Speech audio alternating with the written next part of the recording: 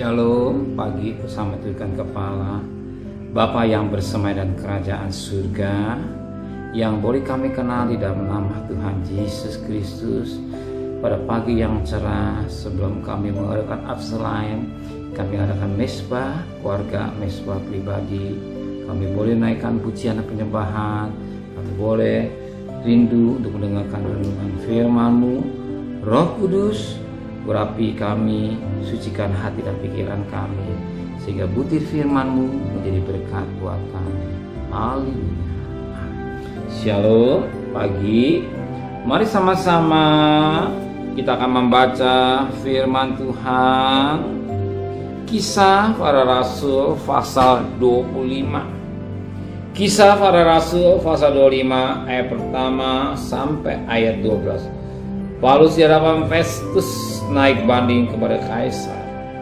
3 hari sudah tiba di provinsi itu, berangkatlah Festus dari Kaisarea ke Yerusalem. Di situ imam kepala dan orang-orang Yahudi yang terkemuka datang menghadap dia dan menyampaikan dakwaan terhadap Paulus. Kepadanya mereka meminta suatu anugerah yang merugikan Paulus, yaitu untuk menyuruh Paulus datang ke Yerusalem, sebab mereka sedang membuat rencana untuk membunuh Paulus di tengah jalan.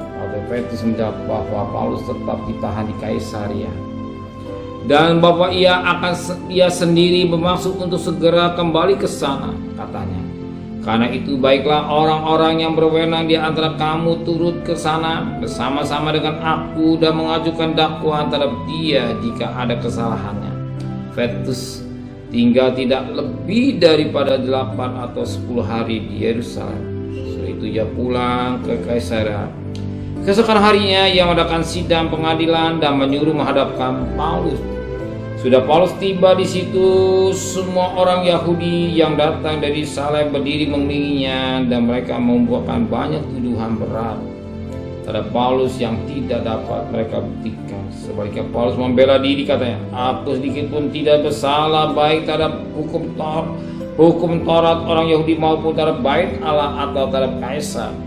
Tapi Festus yang hendak mengambil hati orang Yahudi menjawab Paulus, katanya, apakah engkau bersedia pergi ke Yerusalem supaya engkau dihakimi sana di hadapanku tentang perkara ini?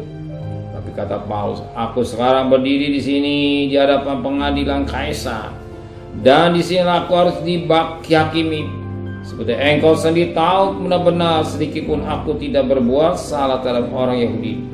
Jadi jika aku benar-benar bersalah dan membuat sesuatu kesalahan yang setimpa dengan hukum mati, aku rela mati. Tapi jika apa yang mereka tuduhkan terhadap aku ternyata tidak benar, tidak ada seorang pun berhak menyerahkan aku sebagai suatu anugerah pada mereka. Aku naik banding pada Kaisar.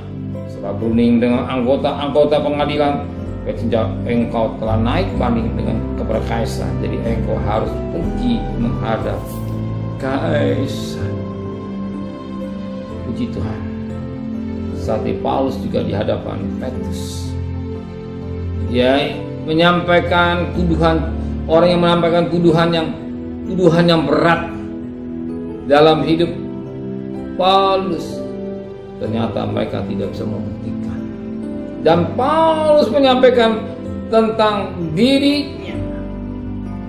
Sebagaimana pada ayat 10, tetapi kata Paulus, aku sekarang berdiri di sini di hadapan pengadil Kaisar, dan disinilah aku harus dihakimi seperti engkau sendiri tahu benar-benar sedikit aku tidak berbuat salah terhadap orang Yahudi.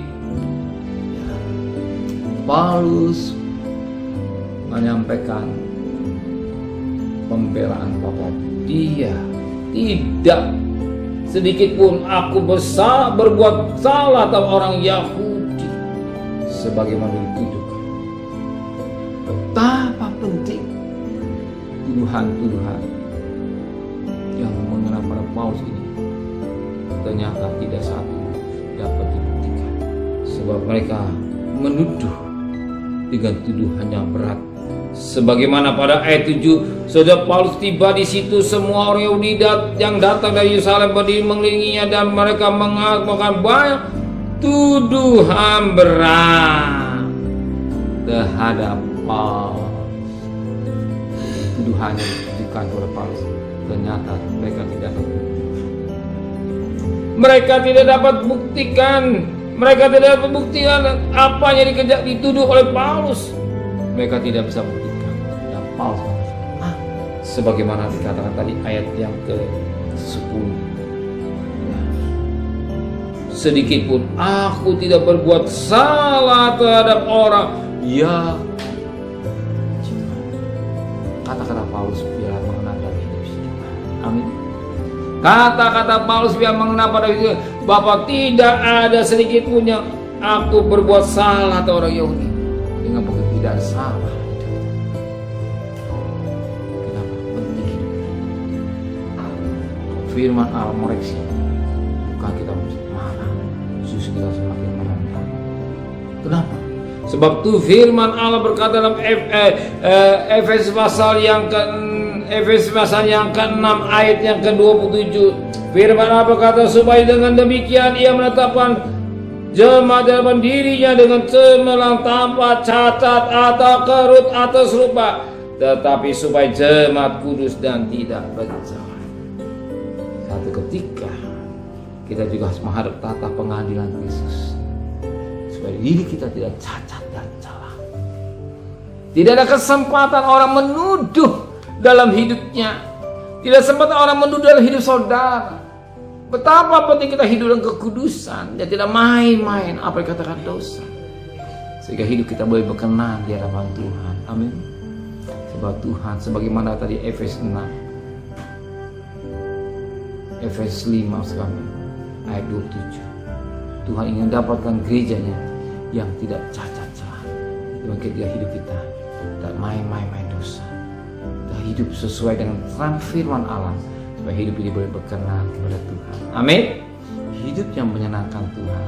Kalau kita menyenangkan Tuhan, masakan Tuhan tidak memberkati dalam kita. Masakan Tuhan membiarkan kita. Masakan Tuhan permohonan kita, sebab dia tahu lebih mengasihi saudara.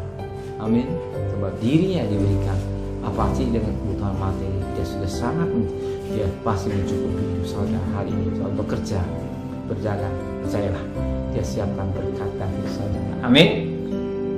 Benar Bapa di surga, kami belajar di Paulus, hidup tidak satu pun salah dalam hidupnya, dan kami juga mau belajar hari lepas hari, supaya hidup kami layak tampil di hadapan Engkau dan cacat dan celah. Bahkan orang tidak bisa menuduh kami, sehingga karena apa kami hidup dan terang firman. Terima kasih Bapa. Kami akan bekerja, berdagang, sholat, kuliah, serta perjalanan. Pergi dengan selamat, pulang dengan selamat. Apa jadi kebutuhan kami cukupkan. Kembalikan kami besok pagi dalam tubuh yang sehat, dengan tidak kurang satu apapun juga. Berkati Bapak Presiden, Wakil Presiden, para Menteri, para Gubernur, para Bupati, para Wali Kota, para Camat, para Lurah, para RW, para RT, para medis, para relawan, para TNI, para Polri. Kami bersyukur kepada Engkau. Pandemi sudah menjadi endemi, dan lebih pada negara ekonomi kami, negara kami tetap diberkati. Menjelang pemilu, biar Kau berikan keamanan buat kami semua. Terima kasih Bapa di surga dan kekasih. Terimalah berkat nikmat dari Allah Bapa, cinta kasih sayang dari Tuhan Yesus Kristus, dan berkat Roh Kudus menyertai saudara hari ini sampai Maranatha Tuhan Yesus datang. Yang kita dia katakan amin. Tuhan